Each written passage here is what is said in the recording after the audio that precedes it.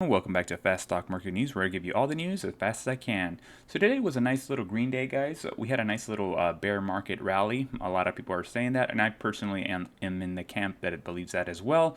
As we see, the S&P 500 finishing up 2.45% in the green. The Dow finishing up 2.15% in the green, Nasdaq finishing up 2.51% in the green, the Russell finishing up 1.7 in the green. Overall, guys, personally, and none of this financial advice, I still wouldn't go in the market. There are way too many headwinds. Today's rally was basically driven by tech stocks as well as energy, overall driving the market forward. A lot of people believe that energy is going to continue to go up higher based on the demand that'll be required, especially during the summer holidays when a lot of people will be going out and traveling. That means a lot more jet fuel for planes. That means a lot more gasoline for just overall families.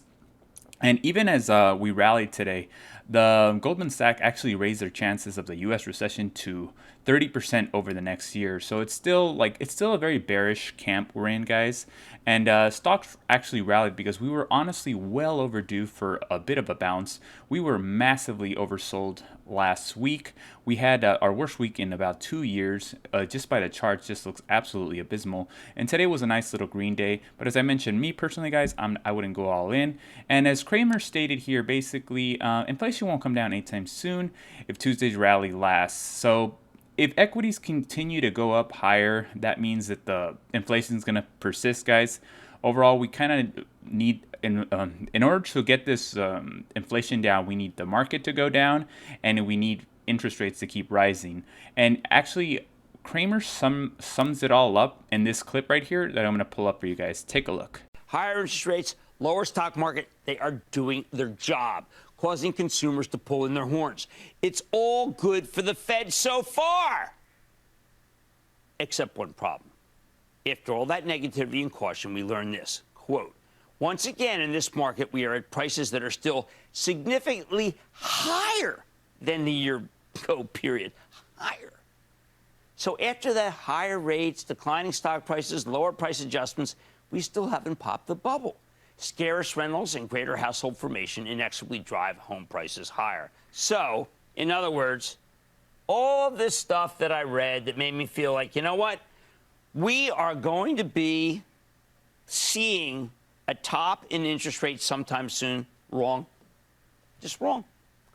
There is good news in this report, though. There are a lot of rich towns where Lennar's building. When I was out west in Silicon Valley, I heard many execs tell they intended to pull up stakes from their home turf and move to some of these towns, the ones that were mentioned, Atlanta, Charleston, Nashville, Reno, cities like in Colorado. This pattern is consistent with what Lennar's saying. Why are these tech companies moving?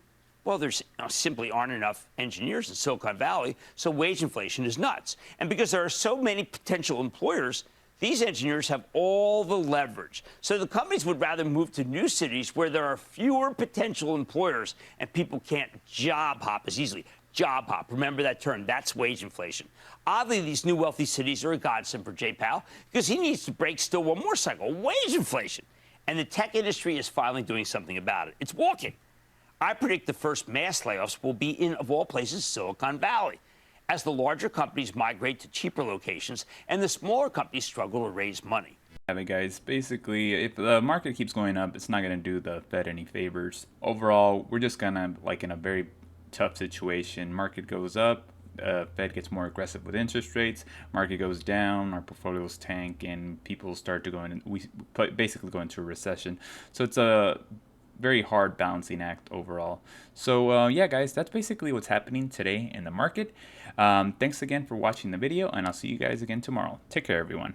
Thanks again, everyone, for watching Fast Stock Market News. If you enjoyed the video, consider subscribing, commenting, or liking the video. I would greatly appreciate it.